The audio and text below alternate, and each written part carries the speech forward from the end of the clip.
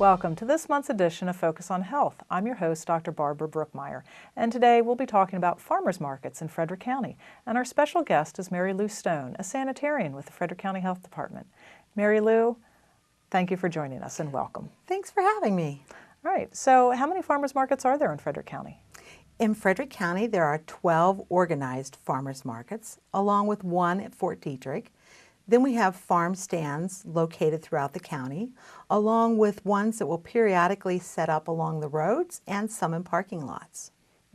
So is there really a definition of farmers markets, or how would you describe what a farmers market is? Well, traditionally, they were what we would think they would be, which is where farmers all got together and sold their fruits and vegetables. And they slowly increased what they were selling to include things like breads, pastries, fresh herbs, plants, eggs, even some homemade jams and jellies. So how have they changed? Because I know I've seen some things that I think are farmers markets, or people describe them as that, but they seem to be a little bit more than what you just talked about. Yeah, they have become really popular places for a lot of different people to sell a lot of different things. Now you're going to see actual craft people coming in and selling their crafts. Also, some of our local restaurants and caterers are setting up and selling their ready-to-eat foods. The farmers themselves have even increased, and they're selling things like cheese, dairy products, even some of their meats, beef, pork, lamb, poultry, and even eggs. So does somebody need to be a farmer to technically be selling something at a farmer's market? Good question.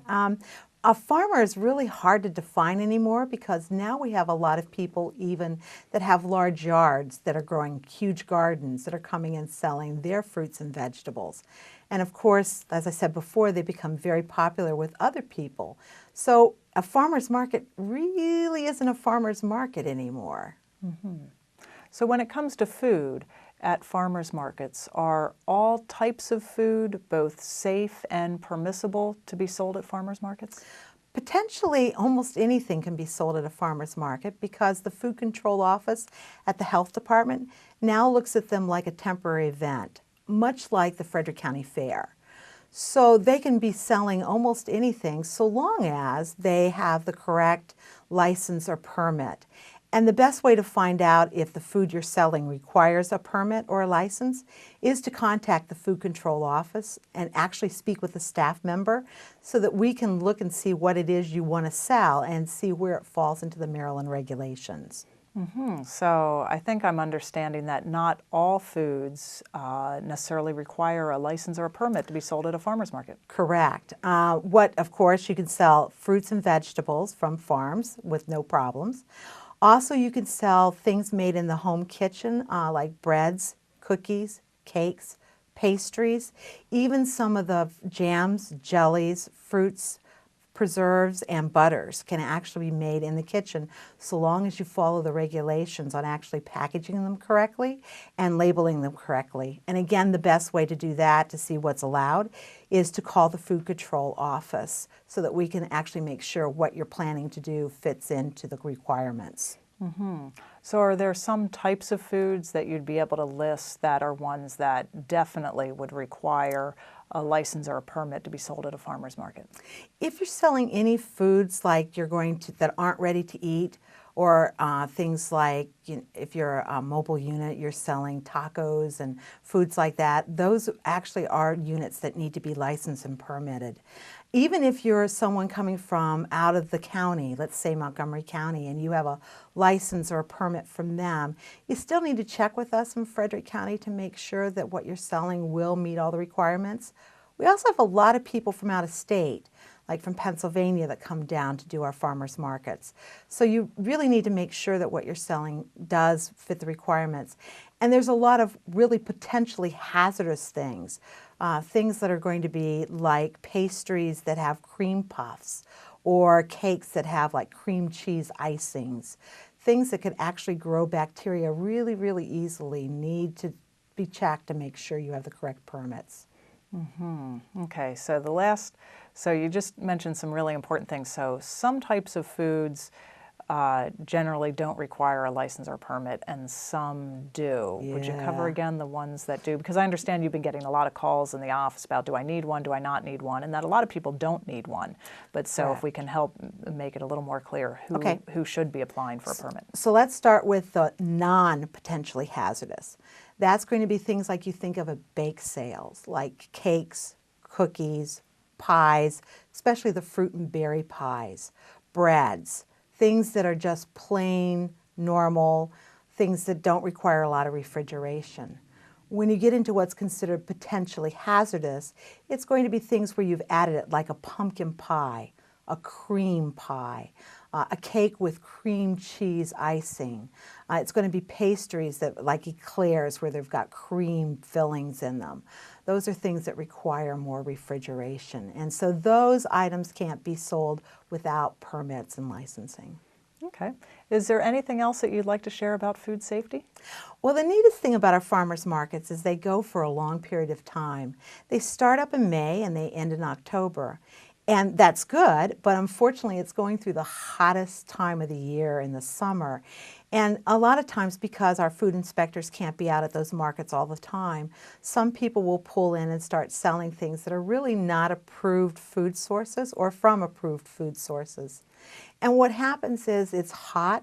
If foods aren't held correctly at the right temperatures, bacteria can grow. So in the summertime, you want to make sure when you go to the farmers markets that you go and you take your food home. You don't want to have it sitting in the car while you're running around and doing extra errands. The other thing you want to make sure of is that these vendors, when they set up, look in their areas and make sure they have their hand washing set up, that they have foods that need to be refrigerated in coolers and not just sitting out, that they are packaged and that they are labeled. Labels are really important because if something does happen, if it's not labeled correctly, there's no trace back for it. So it's hard to figure out where you got that particular food from. Again, that's more for the things that are potentially hazardous, but all the fruits and vegetables that the farmers bring, those go crazy with because it's the best way to get your vitamins and nutrients. Mm-hmm. And support our local growers. And support our local farmers, yes. Yeah.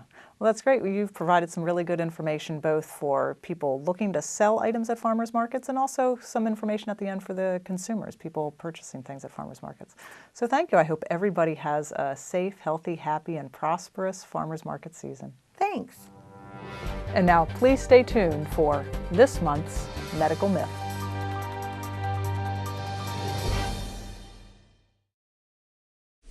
Please like Frederick County MD on Facebook and follow us on Twitter at FrederickCOMD to get the latest information on actions by the Board of County Commissioners, emergency notifications, department events, programs and services, and links to online resources.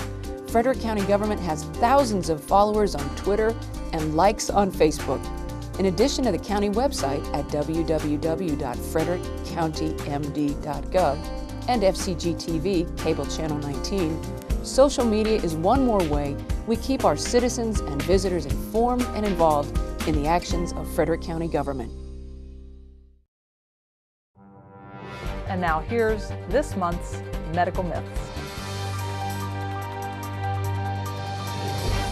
This month's Medical Myths is about HIV, the virus that causes AIDS. The first myth is that people believe that if I had HIV, I'd feel sick. Well, the fact is that that is not necessarily true. People can have HIV without symptoms for years. Even if a person with HIV feels good, the virus is still reproducing in the body. It is estimated that in the United States, approximately 1 in 5 persons who are infected do not know that they are infected. That's 1 in 5. Another concerning myth is that HIV only affects certain groups of people. HIV is spread through body fluids such as blood, semen, vaginal fluids, and breast milk. HIV is most commonly passed from one person to another through unprotected sexual activity or by sharing needles or drug works. In addition, a mother can pass HIV to her baby during pregnancy, during labor, or through breastfeeding. Another myth is that a diagnosis of HIV is a death sentence. The fact is that although HIV is serious and there is no cure, people with HIV can now live longer, healthier lives thanks to early detection and new and more effective treatments. The next myth that people believe is that if they only snort drugs, that's not shooting up, that they can share equipment without worrying about HIV. The fact is that infected blood from the inside of one person's nose can be passed to another person through shared straws or other drug-snorting equipment. So don't do it. The final myth for today is that HIV drug therapy is available only for rich people. The fact is that treatment programs and support services are available even for those who have no insurance. Medicaid is the nation's largest source of public funding for AIDS care, and the Ryan White program provides care and support for those with limited or no health insurance. Free and confidential HIV testing and counseling is available at the Frederick County Health Department by appointment and also on Fridays on a walk-in basis. For more information, please contact the Frederick County Health Department at 301-600-3342 or contact the CDC at www.cdc.gov/preventioniscare or call the CDC info line at 1-800-232-4636. And now here's Angie Blair with this month's health tip.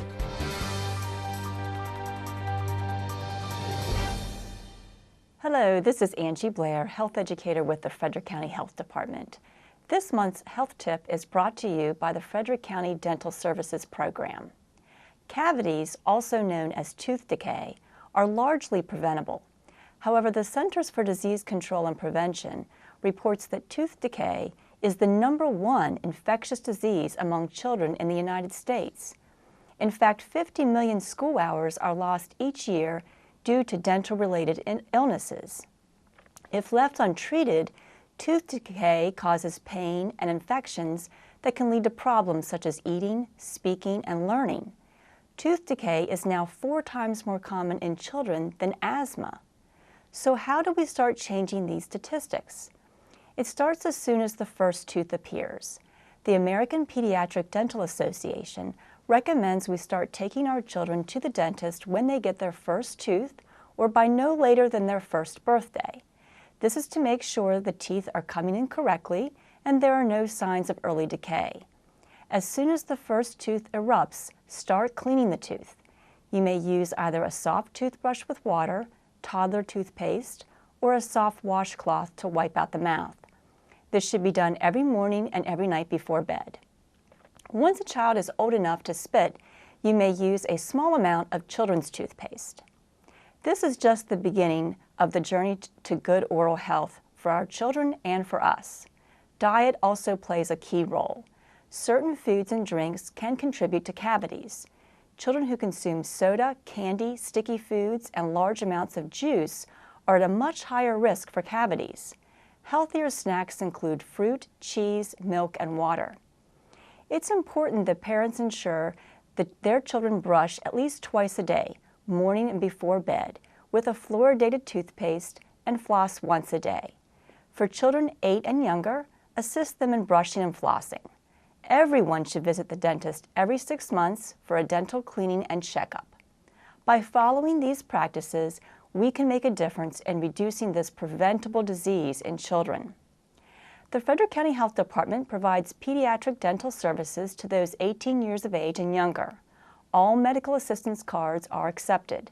For those without insurance, fees are determined by income and family size. For more information, call 301-600-1041 or visit us online. Thank you for tuning in to this month's Health Tip. And thank you for joining us for this month's edition of Focus on Health. Please join us next month.